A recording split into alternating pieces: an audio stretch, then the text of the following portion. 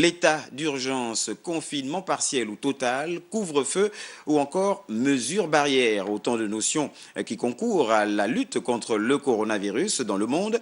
Au Gabon, le gouvernement a annoncé, vous l'avez suivi, la levée de l'état d'urgence et depuis, les interprétations fusent de partout.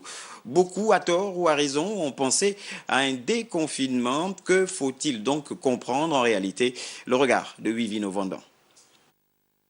Qu'il soit clair, la levée de l'état d'urgence ne veut pas dire déconfinement. Au Gabon, nous n'en sommes pas encore à ce niveau. Confinement partiel, couvre-feu et respect des mesures barrières demeurent telles qu'édictées par les plus hautes autorités en dépit de la levée de l'état d'urgence. Mais que se passe-t-il véritablement, serez-vous en droit de vous poser comme question? Sachez que le problème résidait normalement dans la procédure d'obtention de l'état d'urgence. En fait, il y a 2 jours, pour décréter l'état d'urgence, le gouvernement était contraint de demander l'autorisation du Parlement. Mais il se trouve que le gouvernement avait déjà obtenu 2 fois cette autorisation. Arrivé à échéance, l'état d'urgence ne pouvait plus être reconduit.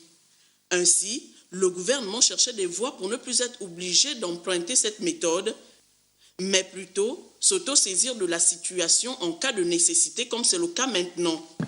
L'état d'urgence est un régime exceptionnel de police donc, qui permet, lorsqu'il y a des situations graves, par exemple atteinte grave à l'ordre public, ou lorsqu'il y a un événement qui peut être considéré comme, par sa gravité, qui peut être considéré comme une calamité publique, entraînant la restriction des libertés fondamentales, mais aussi permettant à l'exécutif d'avoir des pouvoirs très étendus.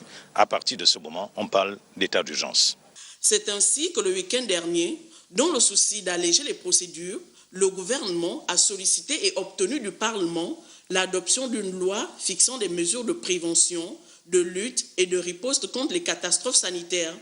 Cette loi sous-tend donc le maintien du confinement partiel, du couvre-feu et du respect des mesures barrières. Un état d'urgence qui ne dit pas son nom, rien n'a donc fondamentalement changé, si ce n'est la base légale des mesures d'exception.